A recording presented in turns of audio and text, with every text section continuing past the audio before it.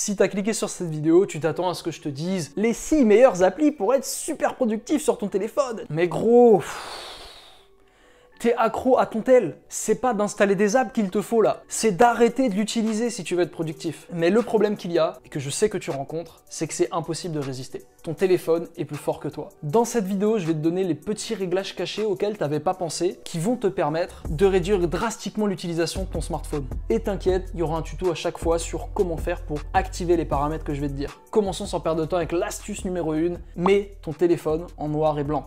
Est-ce que tu étais au courant que chaque petite couleur que tu voyais dans les applis que tu as sur ton téléphone était le fruit de centaines d'heures de travail pour des ingénieurs pour savoir quelle était la couleur qui te ferait le plus cliquer? Parce qu'en fait, il faut comprendre qu'on associe naturellement des couleurs à des émotions. Par exemple, le bleu, c'est ce qui inspire le calme et la confiance. Ou encore le jaune qui lui reflète l'optimisme et la joie qu'on peut retrouver dans certaines enseignes de restauration. Et puis enfin, la pire de toutes, le rouge qui suscite l'urgence, le danger chez nous. Et c'est d'ailleurs pour ça que tu as envie de cliquer directement, tu sais, quand tu reçois une notif sur Snapchat ou sur Instagram. Mettre ton téléphone en noir et blanc, ça va te permettre de supprimer l'emprise que ces couleurs ont sur toi. Tout devient chiant quand tu es en noir et blanc. Pour réussir à le faire, tu vas aller dans les réglages de ton iPhone. Parce que oui, je t'ai pas précisé, si tu as un Android, tant pis pour toi, t'avais qu'à acheter un iPhone. Ensuite, tu vas aller dans accessibilité. Ensuite, dans affichage et taille du texte, tu vas descendre, puis ici, tu cliques sur filtre de couleur et tu vas cliquer tout simplement. Et voilà, ton téléphone est en noir et blanc. Astuce numéro 2 maintenant, désactive l'option lever pour activer. Je me rappelle la première fois que j'ai eu mon iPhone 12, c'est le premier truc que j'ai activé. Je trouvais ça trop stylé que l'écran puisse s'allumer tout seul quand tu prends ton téléphone. Or, le seul problème,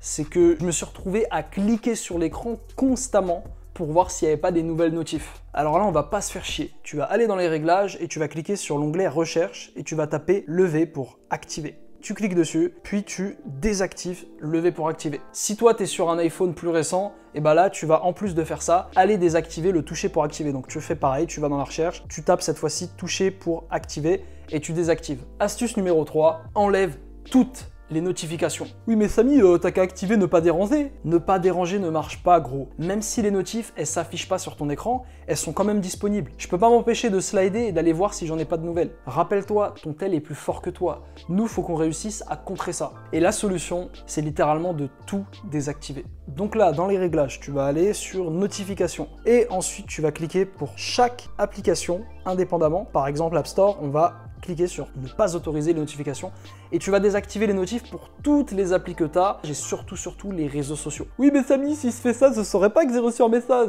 Eh, t'es pas Jeff Bezos, t'es pas Elon Musk. Si tu réponds pas à un message dans l'immédiat, c'est pas la fin du monde. Tu iras dans ton app messagerie quand tu auras décidé que c'est le moment et là tu répondras à tes messages. Et dans le pire des cas, si t'as vraiment peur et que t'as encore envie de recevoir des messages genre de tes parents dans les appels, etc., tout ce que t'as à faire, c'est à activer ton mode ne pas déranger, donc tu vas là et tu vas dans les 3 petits points, puis tu cliques sur réglages.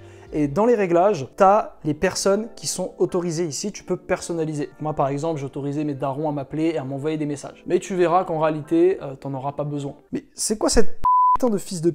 Astuce numéro 4, range ton putain d'écran d'accueil. Je pense que tu as déjà vu des mecs, sur l'écran d'accueil, tu as 57 000 applis, ils ont 5 pages différentes dessus. Et si toi t'es ce genre de gars, eh ben c'est normal que tu n'arrives pas à être productif. Ton cerveau, quand tu vas sur ton écran d'accueil, il a trop d'infos à traiter. C'est comme si à chaque fois que tu voulais manger à midi, tu arrivais sur la table de ta cuisine et il y avait tous les plats différents que tu pouvais manger. Il y avait la pizza, un burger, un McDo, un KFC à côté de tes légumes. Et forcément que si tu as tout ça en face de toi, tu vas choisir la junk food. C'est pareil avec ton iPhone. C'est pour ça que la solution que j'ai trouvée, c'est de ne rien mettre sur l'écran d'accueil. Oui mais du coup Samy se fait comment pour accéder à mes apps? Eh bah gros, tu vas sur Spotlight, tu glisses vers le bas ton iPhone et là tu auras un onglet recherche qui va s'afficher et là à chaque fois tu iras chercher l'app que tu veux utiliser et tu n'auras plus qu'à cliquer dessus. Les seules apps que tu t'autorises à garder, c'est celles qui sont en bas et là comme ça te permet de faire une sélection parmi les apps les plus importantes. Enfin, 5e astuce, mets ton téléphone hors de ta portée. Quand je vois des mecs à la bibliothèque bosser avec leur téléphone juste à côté d'eux, je me dis mais qu'est-ce qu'ils sont cons? Parce que le mec il finit toujours par le prendre au milieu de sa session de travail. Tu peux faire ce que tu veux gros, le meilleur moyen de ne pas utiliser ton tel, c'est de ne pas l'avoir dans ton champ de vision. C'est comme si tu avais en permanence une meuf hyper fraîche à côté de toi qui a envie de coucher avec toi. Tu peux l'habiller comme tu veux, lui mettre 57 doudounes sur elle pour éviter de céder à la tentation. Mec, je peux t'assurer que tu craqueras tôt ou tard. Le seul moyen que tu as pour réussir à ne pas craquer, c'est de lui dire de dégager de chez toi. C'est exactement pareil avec ton téléphone. Sors-le absolument de ton champ de vision chaque fois que tu travailles. Moi, ce que je fais, c'est carrément je l'éteins.